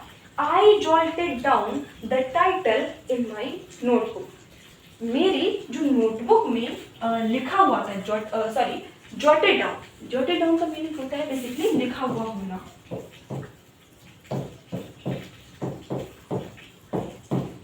जो टाइटल था in my notebook, tugged it in my bag, मैंने अपने बैग में डाल लिया।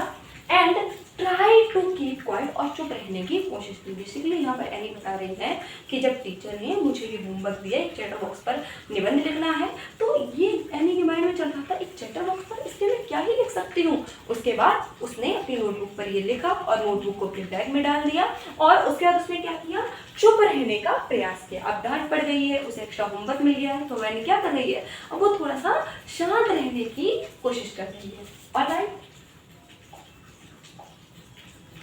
द इवनिंग, शाम को, after I had finished the rest of my homework, मेरा बचा हुआ गृह कार्य पूर्ण करने के बाद, द नोट अबाउट द ऐसे कॉट माई आइज, जो ऐसे का नोट था, जो ऐसे का टाइटल था, उस पर मेरी नजर पड़ी।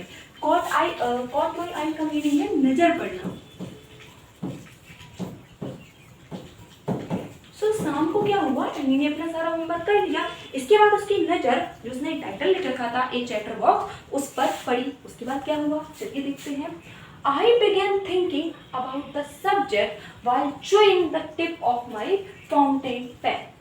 I began thinking, मैंने सोचना शुरू किया about the subject, जो सब्जेक्ट मिला था उसे, उसके बारे में, यानी कि जो चैटर बॉक्स से सब्जेक्ट मिला था, यानी उसके बारे में सोच रही थी। while chewing the tip of my fountain pen, और मैं अपने फाउंटेन पेन की जो टिप थी उसको चबा रही थी। आपने देखा होगा कई बच्चे ऐसे होते हैं, जब वो काम करते हैं तो ये जो ऊपर का हिस्सा होता है ना, ये पेन है, यहाँ से लिखते हैं, ये जो ऊपर का हिस्सा होता है इसको वो चबाते हैं, जबकि ये गलत बात होती है, ऐसा नहीं करना चाहिए। इसको वो चबाते हैं। तो एनी इसी चीज़ के बारे में बता रही है कि जो मेरा फाउंटेन पेन था, मैं उसके ऊपर के हिस्से को चबाते हुए ये सोच रही थी कि चैटर बॉक्स पर मैं क्या लिख सकती हूँ। Anyone could ramble on and leave big spaces between the words. कोई भी कर सकता है, क्या कर सकता है, बड़ी बड़ी जगह देकर शब्दों के बीच बड़ा बड़ा स्पेस रख कर कोई भी ये चीजें लिख सकता है। बट लेकिन the trick was to come up with convincing arguments to prove the necessity of talking. लेकिन तरकीब तो इस चीज में है, या फिर कहें ट्रिक तो इस चीज में है कि मैं क्या करूं, कन्वेंस कर दूं, कन्विंसिंग आर्ग्यूमेंट, मैं एक ऐसा कन्वेंस करने वाला तर्क दूं, ऐसा मनाने वाला तर्क दूं जो कि ये सिद्ध कर दे, क्या सिद्ध कर दे, द नेसेसिटी ऑफ टॉकिंग, बोलने की जरूरत। अब यहाँ पर एनी बता रही है किसी कोई भी इंसान है अगर उसको ये सब्जेक्ट दिया गया है तो वो दो चीजें कर सकता है। पहली बात तो ये, वो पेज के बीच में दूर दूर शब्दों को लिखे और अपना ऐसे कंप्लीट करके बोल दे हाँ मैंने लिख दिया है, या फिर वो एक ऐसा तर्क दे जिससे जो टीचर है वो इस चीज से कन्विंस हो जाए कि बोलना तो एक जरूरत है, बोलना तो हमारी एक जरूरत है, इससे हो जाए। I thought and thought, मैंने सोचा और सोचा, and suddenly I had an idea, और अचानक से, suddenly का मीनिंग है यहाँ पर अचानक, और अचानक से मेरे मन में एक विचार आया या फिर एक आइडिया आया। Alright, I wrote the 3 pages Mr. Keesing had assigned me. मैंने 3 पेज लिखे जो कि मिस्टर कीसिंग ने मुझे क्या किए थे, असाइन किए थे। मैंने आपको क्या बताया था, जब भी हम किसी को कुछ काम देते हैं करने के लिए और कोई फॉर्मल वर्क होता है तो हम इसे क्या कहते हैं, हम इसे असाइन बोलते हैं। तो यहाँ पर मिस्टर कीसिंग ने जो हमारी एनी फ्रैंक है उनको ऐसे दिया लिखने के लिए, और जो हमारी एनी फ्रैंक है उन्होंने क्या किया, ऐसे को लिख दिया है। ऑलराइट, एंड वॉज सेटिस्फाइड, और संतुष्ट थे। सेटिस्फाइड का मीनिंग होता है संतुष्ट होना। टीचर जो मिस्टर कीसिंग थे उन्होंने एनी को चैटर बॉक्स पर ऐसे लिखने को कहा और एनी ने 3 पेजेस लिखे उस ऐसे के, जिसको पढ़कर जो मिस्टर कीसिंग थे वो संतुष्ट हो गए थे कि हाँ बच्चे ने सही काम किया है। I argued that talking is the student's trait. अब यहाँ पर जो उन्होंने अपने ऐसे में लिखा था उसके बारे में वो हमें थोड़ा बता रही है। आई आर्ग्यूड, वैसे आर्ग्यूड का मीनिंग होता है बहस करना। जब हम किसी से बहस करते हैं तो वहाँ पर हम आर्ग्यू का यूज़ करते हैं, लेकिन आर्ग्यू का यूज़ हम अपनी बात रखने के लिए भी कर सकते हैं। फॉर एग्जाम्पल, सामने वाला, जैसे कि हमारी स्टोरी है, इसमें मिस्टर कीसिंग जो हमारी एनी है उनसे बहुत परेशान रहते हैं। क्यों? क्योंकि वो बहुत ज़्यादा बातें करती हैं। लेकिन अब एनी अपनी बात को रख रही है कि मैं बहुत ज़्यादा बातें क्यों करती हूँ। सो आर्ग्यू का मीनिंग वैसे तो होता है बहस करना, लेकिन यहाँ पर हम बताने से इसका सेंस ले सकते हैं। मैंने बताया टॉकिंग जो होता है किसी भी स्टूडेंट का ट्रेट होता है। ट्रेट का मीनिंग होता है किसी का कौशल होना, कौशल, या फिर हम इसको गुण भी बोल सकते हैं। जो बात करना होता है वो किसी भी विद्यार्थी का गुण होता है। एंड और that I would do my best to keep it under control, और मैं अपना सबसे श्रेष्ठ दूंगी। I would do my best, मैं अपना सर्वाधिक अच्छा प्रयत्न करूंगी to keep it under control, इसे कंट्रोल में या फिर इसे हद में रखने के लिए। यहाँ पर बेसिकली एनी बता रही है कि बोलना तो किसी भी स्टूडेंट का कौशल होता है, किसी का भी गुण होता है, लेकिन मैं इसे अपने कंट्रोल में रखने का अपना सर्वश्रेष्ठ प्रयास करूंगी। ऑलराइट, बट लेकिन that I would never be able to cure myself of the habit, लेकिन मैं इस आदत से अपनी तरह खुद को पूर्णतः अलग नहीं कर सकती। बेसिकली क्योर का यूज हम तब करते हैं जब हमें किसी की रेमेडी मिल जाए। फॉर एग्जाम्पल, आपको फीवर आ गया है तो फीवर का क्योर क्या है? हम आप डॉक्टर के पास जाएंगे, डॉक्टर हमें मेडिसिन देगा, तो जब मेडिसिन खाएंगे ना उस मेडिसिन को हम क्योर बोलेंगे। ये रोग है और इस रोग का जो निवारण, हिंदी में हम निवारण बोलते हैं ना, इस रोग का निवारण क्या है, इंग्लिश में उसे ही हम क्योर बोलते हैं। ऑलराइट, जैसे कि बुखार आ जाए तो हम पैरासीटामोल खा लेते हैं, तो जो पैरासीटामोल है वो फीवर के लिए क्या है, वो एक क्योर है। लेकिन मैं इस आदत से खुद को पूरी तरह अलग नहीं कर पाऊंगी, पूरी तरह इसका निवारण नहीं कर पाऊंगी। क्योर का मीनिंग होता है निवारण। सिंस, क्योंकि देखिए वैसे बेसिकली क्या होता है, जो सिंस होता है उसका यूज हमने पढ़ा है, हम परफेक्ट कॉन्टिन्यूअस टेंस में करते हैं जब हमें पॉइंट ऑफ टाइम दिया जाता है। लेकिन सिंस का यूज हम क्योंकि के भी सेंस में करते हैं, जब हमें सेंटेंस में क्योंकि करके बात स्टार्ट करनी हो तो हम सिंस का यूज करते हैं। फॉर एग्जाम्पल एज का यूज हम क्योंकि के यूज के लिए करते हैं। ऐसे बहुत सारे हमारे स्टार्टर होते हैं जिनकी हेल्प से हम कॉन्ट्राडिक्ट करते हैं चीज़ों को। तो यहाँ पर सेंस का यूज क्योंकि के सेंस में हुआ है। अब एली बता रही है क्योंकि my mother talked as much as I did if not more, यदि ज्यादा नहीं, ये जो पूरा फ्रेज है इसका मीनिंग है यदि ज्यादा नहीं, क्योंकि जो मेरी माँ थी वो उतनी ही बातें करती थी जितनी मैं। सो पूरा इसका अर्थ ये हुआ कि यदि ज्यादा नहीं, क्योंकि मेरी माँ उतनी ही बातें करती थी जितनी मैं करती थी। अगर ओवरऑल देखा जाए तो यहाँ तक का पूरा मीनिंग ये है, एनी हमें ये बता रही है कि बातें करना तो किसी स्टूडेंट का गुण होता है और मैं पूरी कोशिश करूंगी कि मैं अपनी इस आदत को कंट्रोल कर सकूं, लेकिन मैं पूरी तरह से इस हैबिट से दूर नहीं हो सकती। क्यों? क्योंकि मेरी माँ ज़्यादा नहीं तो उतनी बातें करती थी जितनी मैं करती थी। एंड और that there is not much you can do about inherited traits। अब यहाँ पर हमें बताया गया है inherited traits के बारे में। inherited का मीनिंग होता है वंशानुगत। ये आपने अपनी बायोलॉजी की क्लास में पढ़ा होगा। ट्रेट्स यानी कि वही गुण, कौशल या फिर किसी काम को अच्छे से करने की कला। तो यहाँ पर एनी बता रही है क्योंकि जो गुण हमें विरासत में मिलते हैं, जो गुण हमें वंशानुगत मिलते हैं, हम उनका कुछ भी नहीं कर सकते हैं। सो ओवरऑल इस पैराग्राफ का मीनिंग इस तरह से है, एनी ने ऐसे के 3 पेजेस लिखे थे, मिस्टर कीसिंग ने उन्हें देखा और वो संतुष्ट हो गए। उस ऐसे के अंदर एनी ने बताया कि बोलना तो किसी स्टूडेंट की क्वालिटी होती है, किसी स्टूडेंट का गुण होता है, लेकिन एनी अपनी पूरी कोशिश करेगी कि वो अपनी इस आदत को कंट्रोल में रखे, लेकिन वो पूरी तरह से इस आदत से दूर नहीं हो सकती है। क्यों? क्योंकि उसकी मम्मी भी उससे उतनी ही बातें करती थी जितनी एनी करती है, और जो गुण हमें वंशानुगत मिले होते हैं, जो गुण हमें विरासत में मिले होते हैं, उन गुणों के लिए हम कुछ कर भी नहीं सकते हैं। फॉर एग्जाम्पल जैसे कि किसी की फैमिली एक सुनार का बिजनेस करती है, मान लीजिए वो गोल्ड का बिजनेस कोई करती है, तो उनके घर में जो भी बच्चा पैदा होगा उसको सोने के बारे में, जो नॉर्मल बच्चे होते हैं यानी कि जिनके घर में सुनार का कोई काम नहीं होता या फिर गोल्ड का उतना बिजनेस नहीं है, उससे ज़्यादा नॉलेज होगी। तो ये क्या, ये उसको वंशानुगत गुण मिला है, ये गुण उसे विरासत में मिले हैं कि उसे सोने की जो परख होगी वो उन बच्चों से ज़्यादा होगी जो कि नॉर्मली सोने को देखते हैं। इसी तरह से आप किसी का भी एग्जाम्पल ले सकते हैं। फॉर एग्जाम्पल कोई बच्चा ऐसा जो किसी पॉलिटिकल फैमिली में पैदा हुआ हो, तो पॉलिटिक्स के बारे में उसे चीज़ें एक नॉर्मल बच्चे से ज़्यादा पता होगी।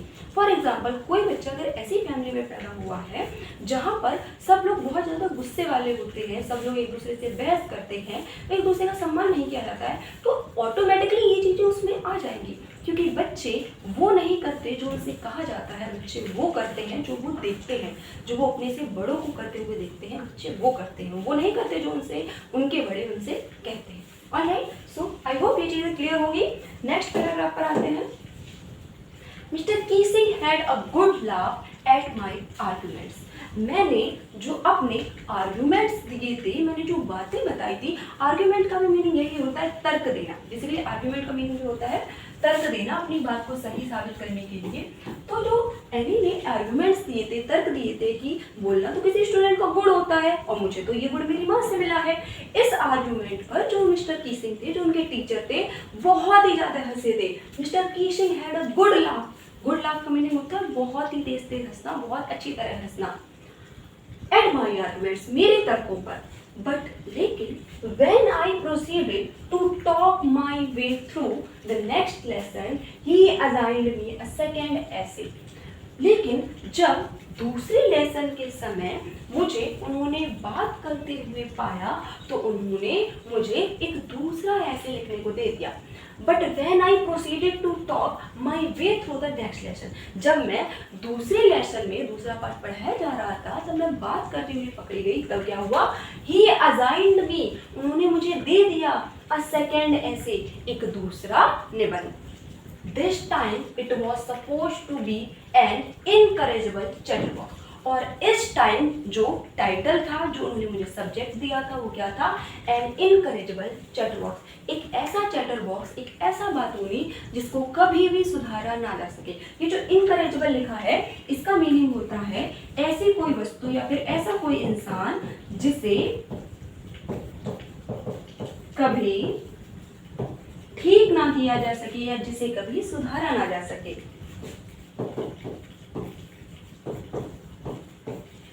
आप इसको ऐसे लर्न कर सकते हो। करेक्ट मीन्स क्या होता है, करेक्ट मीन्स सही।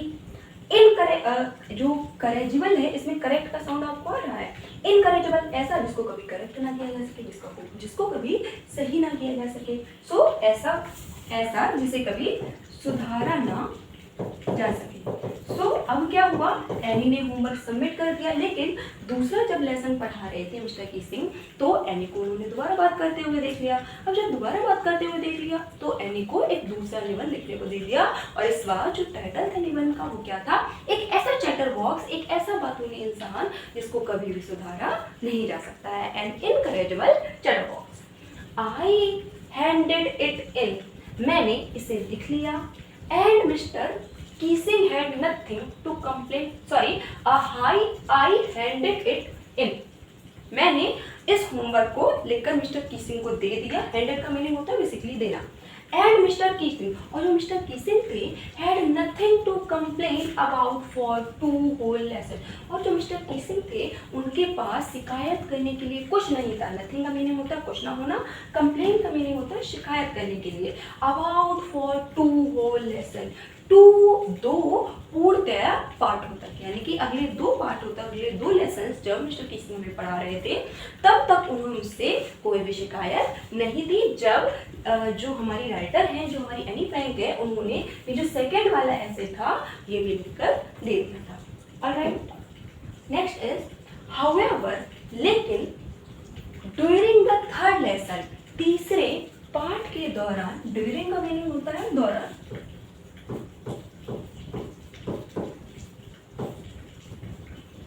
During my graduation I met you.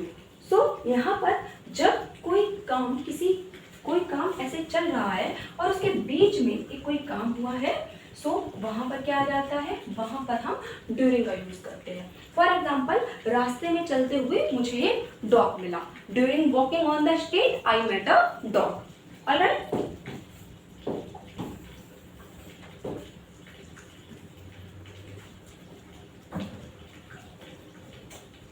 During the third lesson के दौरान, he had finally had enough, अब पर्याप्त हो गया, अब बहुत हुआ। अब क्या हुआ है, जो एनी है उससे जो हमारे टीचर हैं उनकी बातें सुनकर बहुत ज़्यादा थक चुके हैं। अब क्या होगा, एनी फ्रैंक, अब वो बता रहे हैं Anne Frank, as punishment for talking in class, class में बात करने के लिए मैं तुम्हें सजा देता हूँ। पनिशमेंट का मीनिंग क्या होता है, सजा देना। क्लास में बात करने के लिए सजा के रूप में राइट एन ऐसे एंटाइटल्ड, एक ऐसे लिखो, quack quack quack sad mistress chatterbox. Quack quack quack mistress जो चैटरबॉक्स हैं उन्होंने कहा। अब यहाँ पर क्या हुआ, थर्ड लेसन के दौरान जो उनके टीचर हैं मिस्टर की सिंह, वो बहुत ही ज़्यादा परेशान हो चुके हैं। एक्चुअली जनरली ना क्लास में यही होता है, आप देखेंगे कि आपकी क्लास में कोई ऐसा बच्चा जो बहुत ज़्यादा बातें करता है, तो पहले क्या होगा, टीचर 1-2 बार उसको टॉक देगा, ठीक है। उसके बाद 1-2 बार टीचर देखेगा कि ये बात तो नहीं कर रहा है, लेकिन बच्चा नहीं मान रहा है, 1-2 बार उसको इग्नोर भी कर देगा। लेकिन जब हद से ज़्यादा चीज़ें बढ़ जाती हैं, तब टीचर उसे पनिशमेंट देता है। तो यहाँ पर भी वही चीज़ हुई है। 2 लेसन तक एनी से कुछ भी नहीं कहा गया है, लेकिन थर्ड लेसन में जो मिस्टर कीसिंग है उनका गुस्सा फट रहा था। अब गुस्सा नहीं कहेंगे, यानी कि वो थक चुके थे उसकी बातों से। तो फिर उन्होंने क्या कहा कि एनी फ्रेंड, तुम्हें बात करने के लिए सजा के रूप में एक और ऐसे दिया जाता है, और ऐसे का टाइटल ये है, quack quack quack said Mr Chatterbox. The class roared, roared का मीनिंग है यहाँ पर शोर होना। जो कक्षा थी उसमें शोर होने लगा।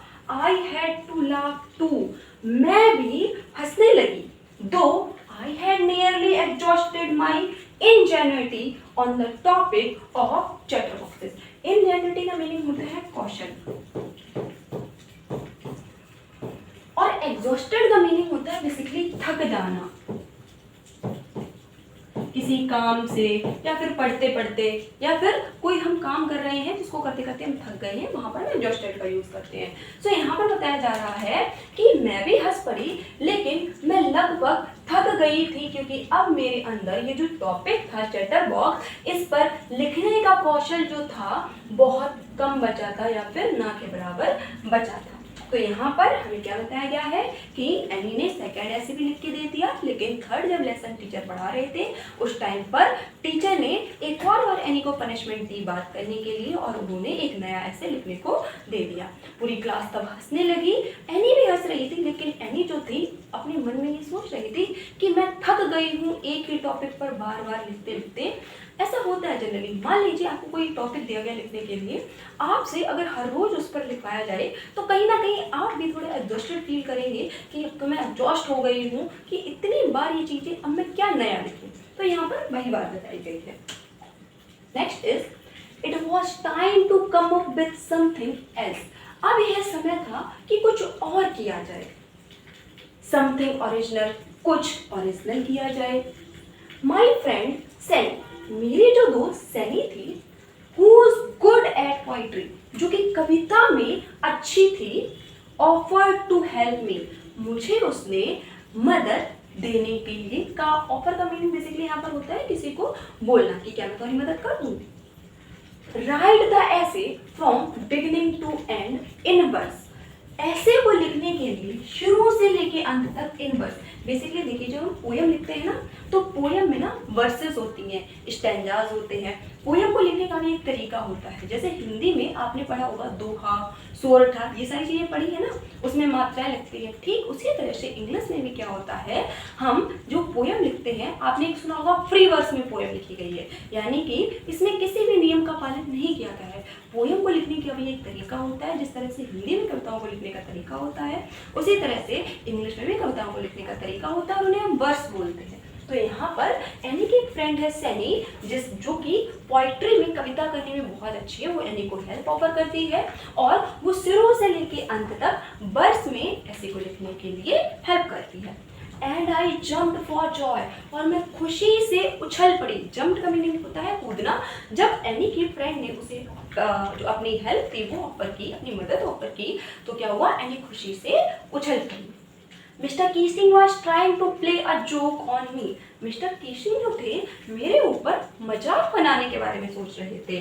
विद दिस रेडिकुलस सब्जेक्ट, इस, देखिए रेडिकुलस का मीनिंग होता है बेसिकली कोई चीज़ जब बहुत ज़्यादा खराब होती है ना, सच अ रेडिकुलस पर्सन, जब कोई चीज़ बहुत ज़्यादा खराब हो उसे हम रेडिकुलस बोलते हैं। दूसरी चीज़, जब हम किसी का भद्दे तरीके से, गंदे तरीके से मजाक उड़ाते हैं, उसको भी हम रेडिकुलस बोल सकते हैं। तो ये जो भद्दा तरीका था, ये जो भद्दा सब्जेक्ट था, भद्दा, उन्होंने मुझे ये टाइटल दिया था ये वाला, तो मिस्टर कीसिंग ये सोच रहे थे कि वो मेरा मजाक बना लेंगे। But I did make sure that joke was on him, लेकिन मैं ये निश्चय करती हूँ कि मजाक उन पर ही हो जाएगा। Next is I finished my poem, मैंने अपनी कविता समाप्त कर ली। फिनिश का मीनिंग होता है समाप्त करना। मैंने अपनी कविता समाप्त कर ली। एंड इट वॉज ब्यूटीफुल, और ये बहुत सुंदर थी। क्या सुंदर थी, ये इट यूज किया गया है इस पोम की, जो मैंने पोम लिखी थी वो बहुत ही ज्यादा सुंदर थी। It was about a mother duck, यह एक मम्मी बतख के बारे में, एंड अ फादर स्वान, और एक पापा हंस के बारे में थी विद 3 बेबी डकलिंग्स, जिनके 3 बच्चे थे। देखिए जो डक का बेबी होता है उसे हम डकलिंग बोलते हैं, काऊ के बेबी को काफ बोलते हैं। तो इंसान के बेबी को तो हम बेबी बोलते हैं, चाइल्ड बोलते हैं, लेकिन जो हमारे जानवर होते हैं उनके जो बेबी होते हैं उनका अलग अलग नेम होता है। फॉर एग्जाम्पल डॉग के बेबी को हम पपी बोलते हैं। इसी तरह से जो हमारा डक का बेबी होता है उसे हम डकलिंग बोलते हैं। Who were bitten to death, जिन्हें मार डाला गया by the father, अपने पिता के द्वारा, because, क्योंकि they quacked too much, वो बहुत ही ज़्यादा बातें करते थे। बेसिकली क्वैक जो है एक साउंड होती है जो बतख निकालती है, लेकिन यहाँ पर जो क्वैक है वो हम बातों से लेंगे मीनिंग, क्योंकि यहाँ पर एनी भी क्या कर रही थी, बहुत ज़्यादा बातें कर रही थी। लकीली, सौभाग्य से, लकीली का मीनिंग होता है सौभाग्य से या फिर भाग्य से। Mr Keesing took the joke the right way, Mr Keesing ने जो मेरा मजाक था उसको सही तरह से लिया। Next is he read the pome, उन्होंने पोम पढ़ी। टू द क्लास, उन्होंने क्लास को पढ़कर सुनाई। एडिंग हिज ओन कमेंट्स, उन्होंने अपनी टिप्पणियां ऐड की, अपनी टिप्पणियां मिलाई। कमेंट्स का मीनिंग होता है टिप्पणी करना। उन्होंने क्लास में पोम पढ़ के सुनाई और अपनी टिप्पणियां ऐड की। And to several other classes as well, और कई अन्य क्लासेस में भी उन्होंने पोम सुनाई। Since then I have been allowed to talk, और तब से मुझे बात करना अलाउ कर दिया गया, मुझे बात करने की अनुमति दे दी गई। And haven't been assigned any extra homework, और मुझे अब एक्स्ट्रा काम भी नहीं दिया गया। ऑन द कॉन्ट्ररी, इसके विपरीत, Mr Keesing always making jokes these days, आजकल जो मिस्टर कीसिंग हैं वो मजाक बनाते रहते हैं। योर्स एंड, अब एंड में इन्होंने लिखा है आपकी एंड। सो बेसिकली ये था हमारा ओवरऑल चैप्टर। अगर चैप्टर की हम समरी की बात करें तो कुछ इस तरह से है। जो एनी है वो एक 13 साल की लड़की है, और एनी के पास बहुत सारे लोग हैं, उसके पास एक अच्छी फैमिली है, उसके आसपास 30 लोग रहते हैं, लेकिन फिर भी एनी के पास कोई सच्चा दोस्त नहीं है। एनी को एक डायरी दी जाती है उसके 13th बर्थडे पर, जिसको एनी अपना ट्रू फ्रेंड मानती है। उस डायरी का नाम किटी है, और उस पर वो अपनी सारी चीज़ों को लिखती है। देखिए ऐसा था, एनी के जो एनी जो थी वो उस टाइम पर रहती थी जब हिटलर था, उसका तानाशाही चल रही थी, ठीक है। तो उस टाइम पर क्या हुआ था, लोग जो है बहुत डर डर के रहते थे। एनी जहाँ रहती थी वहाँ पर उसके साथ 30 और लोग रहते थे जो कि छुपे हुए थे, लेकिन बाद में उन लोगों को ढूंढ लिया गया। उन लोगों को एक ऐसी जगह पर बंद कर दिया गया जहाँ पर उन जैसे और भी लोग थे। तो उस समय पर क्या हुआ था, एक बीमारी फैल गई थी, जो कि बीमारी एनी को हो गई थी। उसके बाद एनी जो थी उसकी वहाँ पर डेथ हो गई थी। ये जो डायरी थी बाद में एनी के फादर को मिली थी, और एनी के फादर ने ही इस डायरी को टाइटल दिया था the diary of a young girl, और बाद में ये और भी बहुत सारी लैंग्वेजेस में ट्रांसलेट हुई और लोगों ने इसको पढ़ा। बेसिकली इसमें जो एनी है 13 साल की है, उस समय पर क्या क्या चीज़ें चल रही थी, क्या क्या घटनाएं हो रही थी, उसके बारे में दिया गया है। और आपके चैप्टर में एक छोटा सा पार्ट उठा के रखा गया है, पूरी डायरी नहीं रखी गई। उस डायरी में और भी चीज़ें लिखी गई थी, लेकिन जो आपका चैप्टर है the diary of Anne Frank, the diary of a young girl, इसमें एक छोटा सा पार्ट उठा के रख दिया गया है। जैसे हमने नेल्सन मंडेला वाला चैप्टर पढ़ा था, वो भी क्या थी, वो भी ऑटोबायोग्राफी थी। उसमें नेल्सन मंडेला की जो ऑटोबायोग्राफी थी उसका कुछ पार्ट आपके चैप्टर में दिया गया था। ऑलराइट, सो आपका होमवर्क ये है कि आपको इस चैप्टर को दोबारा से अच्छे से पढ़ना है, और जितने भी इसके मीनिंग्स हैं जो आपको हार्ड लगते हैं वो आपको याद करने हैं। Alright, have a wonderful day, thank you so much.